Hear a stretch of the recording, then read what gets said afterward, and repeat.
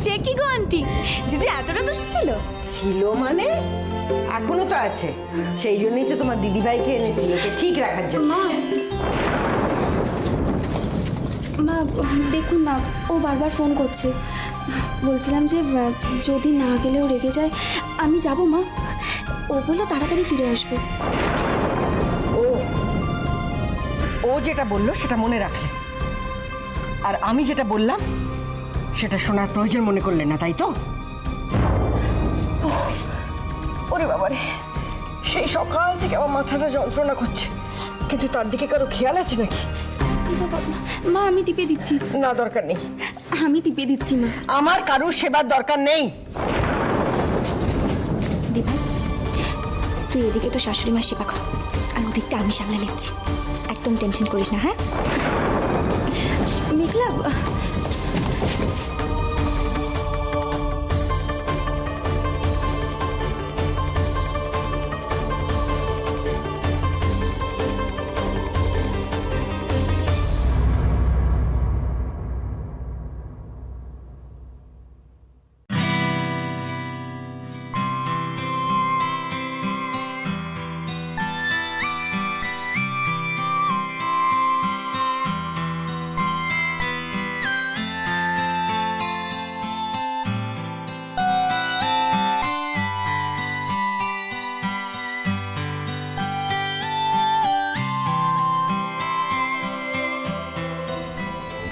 High জিজু।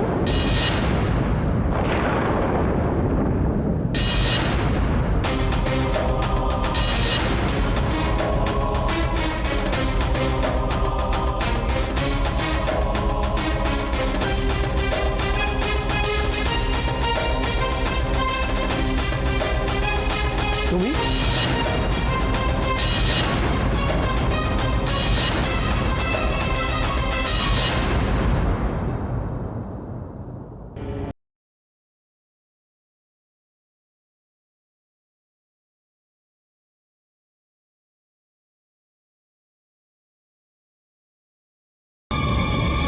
কি ভাববে অগ্নি? ও নিশ্চয়ই এখনো আমার জন্য অপেক্ষা করে আছে। মেঘলাটাও এর মধ্যে জেদ করে বেরিয়ে গেল। কি করব, কি করব আমি? খুব খুব ভয় করছে আমার।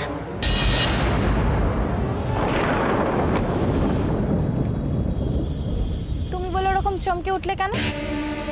আমাকে দেখে তুমি খুশি হওনি? বাবা, এরকম একটা রিয়াকশন দেবে জানলে কিছুতেই নিজের পড়াশোনা ফেলে তোমার কোম্পানিতে আসতাম না জিজু। মানে বুঝলাম না। এখানে আসার কথা ছিল আয়ুষী, সেখানে তুমি। আয়ুষী কোথায়? বাড়িতে, আন্টির ঘরে। আসার সময় দেখে এলাম আন্টি আর দিভাই মিলে জমিয়ে একটা কালী পুজোর প্ল্যান করছে। খুব বিজি এখন আমার দিভাই। যে আসবে না সেটা আমাকে একবার জানাতে পারলো না? হ্যাঁ, তার জন্যই তো আমি এলাম। হ্যাঁ, অবশ্য আমি বেরোনোর সময় দিভাই বলেছিল যে তুমি রাস্তায় দাঁড়িয়ে ওয়েট করছো, তাই ভাবলাম আমি।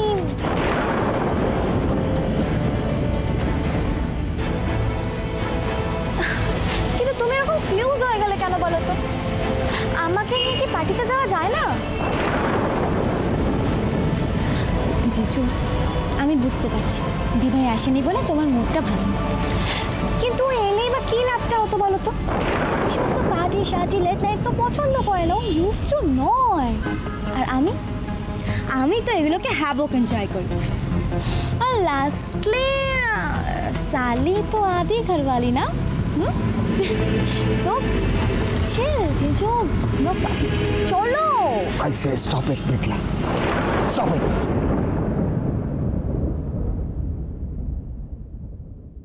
জিনি ঘুমোলো?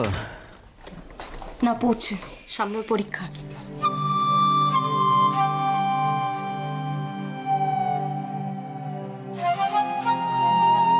কি গো, আবার কিসের চিন্তা?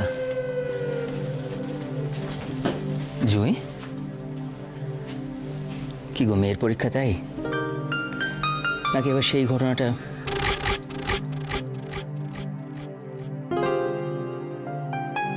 সেদিনকে কথাটা ভাবলে না আমার বুকের ভেতরটা কেমন করে ওঠে। কোথায় একটু কাজকর্ম নিয়ে ভুলে থাকবো, তা না মায়ের আদেশ মেয়ের দিকে বেশি করে নজর দাও।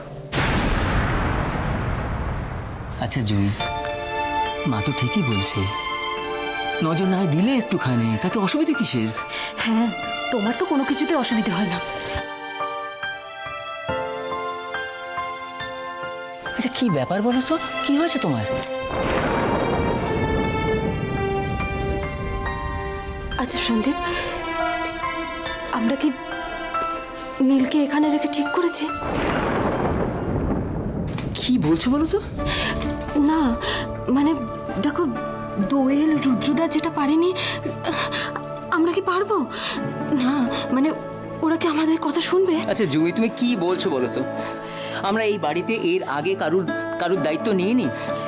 আগে যা করেছি, কিন্তু এখন আমাদের ছেলেমেয়েরা বড় হয়েছে, ওদেরকে সামলাতে আমাদের নাজেল অবস্থা। তার উপর আবার জুই, আমার দিকে তাকাও। তুমি কি বলছো? তুমি এই কথা বলছো জুই? ছি ছি ছি।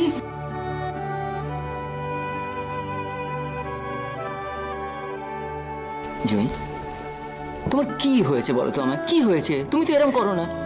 কি হয়েছে তোমার? আমি আর কত করবো সন্দীপ? একদিকে সংসারের ভয়, অন্যদিকে জিনিটাকে নিয়ে ভয়। জুই, জুই একটু শান্ত হও। তুমি আগে একটু শান্ত হও তো। কেঁদো না, কেঁদো না তো।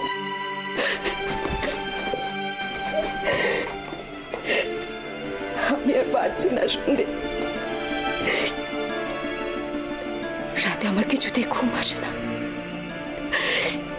কিছুতেই আমি দু চোখের পাতা এক করতে পারি না। শুধু শুধু কেমন যেন একটা ভয় করে।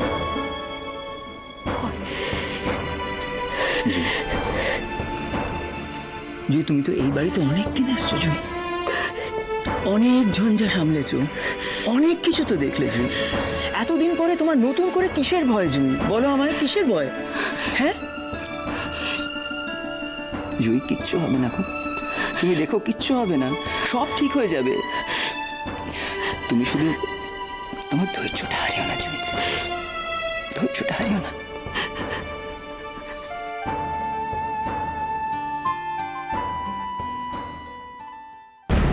আমি এখানে এসেছি তোমার সঙ্গে পার্টিতে যাবো বলে, আর তুমি বলছো চলে যেতে। মেঘলা, আমার অলরেডি অনেক লেট হয়ে গেছে, আমাকে যেতে হবে। আরে জিজু জিজু জিজু, তুমি বলো না আমি এখানে দাঁড়িয়ে থাকবো? বাড়ি যাও। জিজু, আমার একার পক্ষে এখন বাড়ি যাওয়া সম্ভব না জিজু। বাড়ি যেতে হলে তোমাকে আমাকে ড্রপ করতে হবে। এবার তুমি বলো, তুমি এখন বাড়ি যাবে না এখান থেকে স্ট্রেট পার্টিতে যাবে? জিজু, আমি জানি না কেন তুমি আমাকে পার্টিতে নিয়ে যেতে চাইছো না, বাট আমি তোমাকে গ্যারান্টি দিচ্ছি আমার সঙ্গে পার্টিতে গেলে তুমি এনজয় করবে।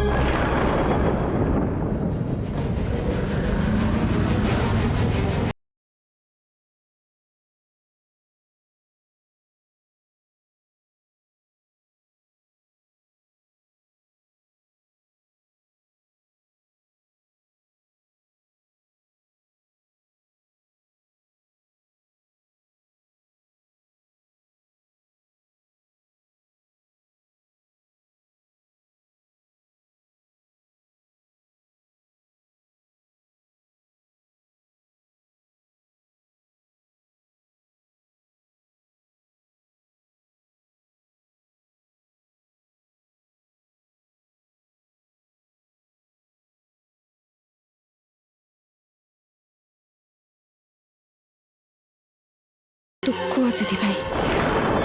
এরকম লোককে নিয়ে যে তুই কি করবি তুই জানিস। তবে আজকের এই ব্যবহারের জন্য আমি তোমাকে কোনোদিনও ক্ষমা করবো না মিস্টার রোকনাথ চ্যাটার্জি।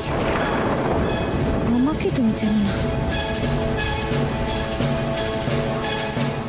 ময়ূক, মিখির সাথে অনেক বেশি সময় তোমরা কাটিয়েছো আমার থেকে, তাই স্বাভাবিকভাবেই আমার থেকে অনেক বেশি ওকে তোমরা বোঝো, তোমরা চেনো।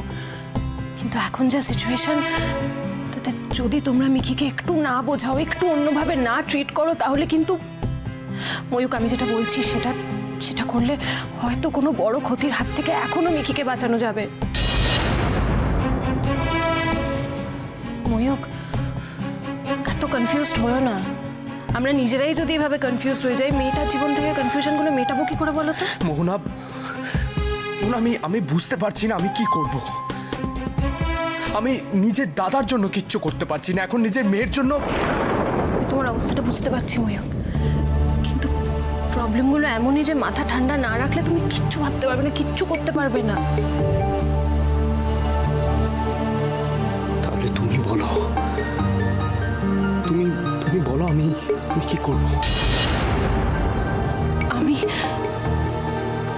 চারিদিকে যা পরিস্থিতি, আমি নিজে কি করবো? আমি তোমায় কি বলি বলো তো ময়ূক? এই কথা কেন বলছো মোহনা?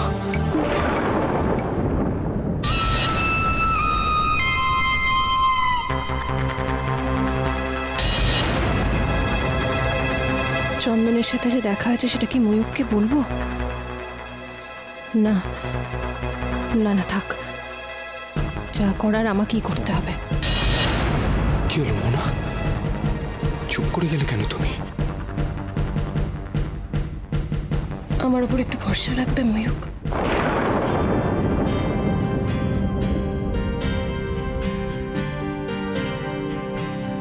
তুমি দাদা ভাইয়ের দিকটা সামলাও, মিকির দায়িত্ব আমি নিচ্ছি।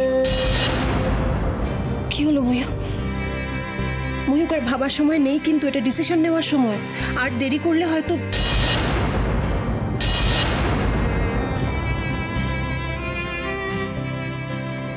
ময়ূক,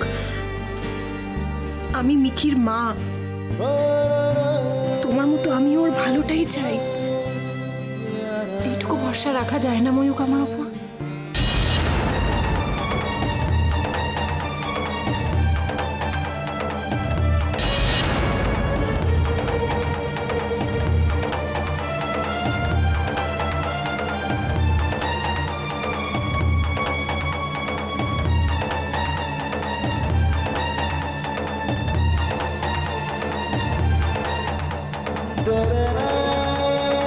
একটু ভরসা করো না।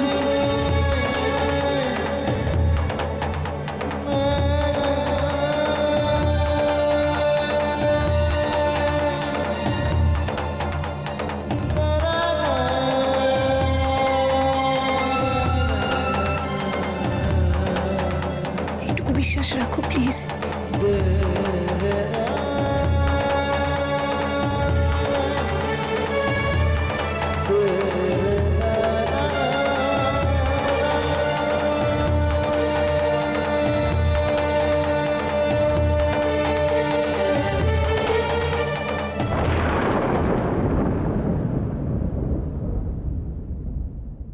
ক্ষমা করার কোনো প্রশ্নই নেই বাবা। জামা তোমাকে এত কষ্ট দিয়েছে, যাদের জন্যে তোমার জীবনের 14টা বছর নষ্ট হয়েছে, সেই মৈত্র বাড়ির কাউকে আমি ছাড়বো না। তার জন্যই তো বেডটা করে আছি, কিন্তু আর কতদিন? আচ্ছা, এমন হবে না তো রে যে পটলডাঙ্গায় আমার বাড়ির রেজিস্ট্রেশন হয়ে গেল, আমি ওখানকার সিটিজেনশিপ পেয়ে গেলাম, ততদিন তুই এই কথাবার্তাই চালিয়ে গেলি? হ্যাঁ বাবা, কেন এই বাজে ইয়ার্কিগুলো করো বলো তো? জানো তো, সবুরে মেয়া ফলে। আর এতদিন যখন ধৈর্য ধরেছো, আরো কয়েকটা দিন অপেক্ষা করো। একবার, শুধু একবার সুজনের সঙ্গে বিয়েটা আমার হতে দাও, তারপর দেখবে এই মৈত্র বাড়ির কাউকে আমি ছাড়বো না। হ্যাঁ রে, তোকে ওখানে কেউ সন্দেহ করছে না তো? সন্দেহ তো করছে না, তবে নজরদারি আছে। পুলিশ কি রে? আরে না না, অত টেনশনের কিছু হয়নি। আরে তুমি তো জানো এই বাড়ির সব কিছু একটু বেশি বেশি, আর এই সব কিছু হচ্ছে ওই স্টুপিড সুজনটার জন্য। স্টুপিড নয় রে, স্টুপিড নয়, ওটা একটা মার্কা মারা গিরগিটি। এখন আর সেই ফর্ম নেই, সারাক্ষণ আমার পেছনে ঘুরঘুর ঘুরঘুর করছে। আর ঠিক ওর জন্যই, এই কারণে আমি সবসময় তোমায় ফোন করতে পারছি না বাবা। আরে বাবা, সর্বক্ষণ কি আর ফোনে কথা বলতে হয় রে? চল না বাইরে কোথাও একটু দেখা করে কথা বলি। হ্যাঁ, তোমার সঙ্গে দেখা করে আমার কিছু কথা বলার আছে। আর হ্যাঁ, তোমাকে আমি একটু পরে কথা বলছি। হ্যালো, হ্যাঁ হ্যাঁ।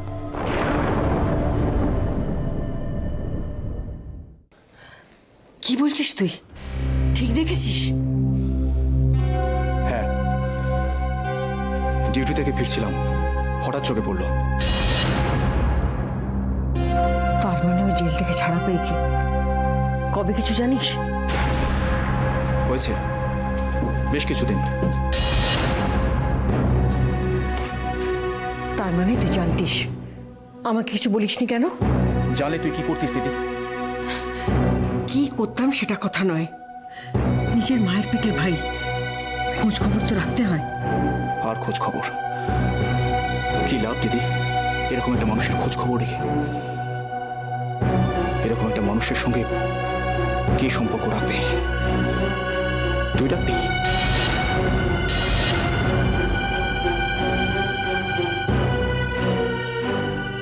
ও কি তোকে দেখেছে? মনে হয় না, তবে দেখলেও আমি ওর সঙ্গে কথা বলতাম না। আমি চাই না লাইফে কোনোদিন ওর সঙ্গে আমার দেখা হোক। কেন এভাবে বলছিস?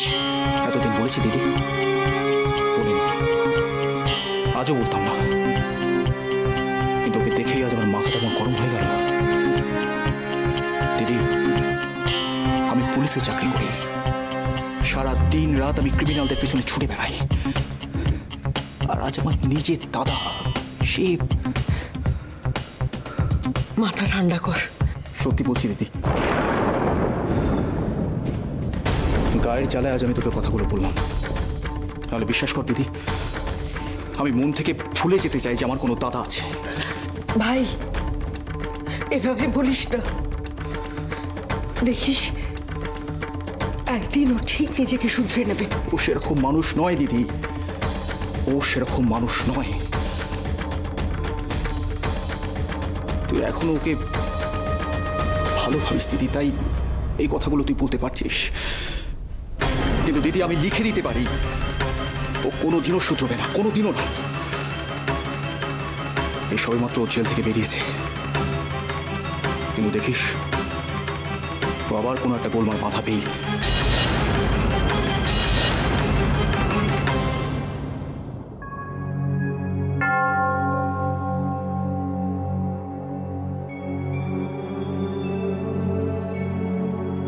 এত বার করে ফোন করছি, ধরছে না কেন? কি কি করছে ও? এত রাত হয়েছে, মেঘলাই বা কেন এখনো ফিরছে না? ওকে একটা ফোন করি।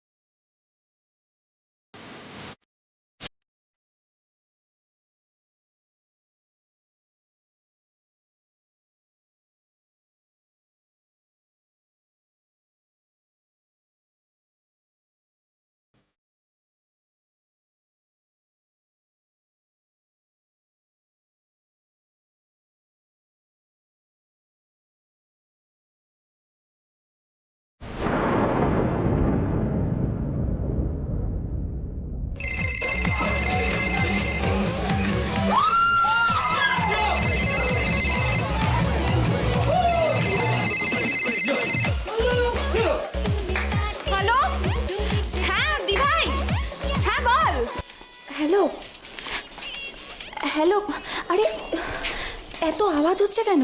হ্যাঁ শুনতে পাচ্ছি, আর আওয়াজ কোথায়? মিউজিক চলছে তো। তুই এখন কোথায় বলতো মেঘলা? হ্যাঁ, পার্টিতে। পার্টিতে?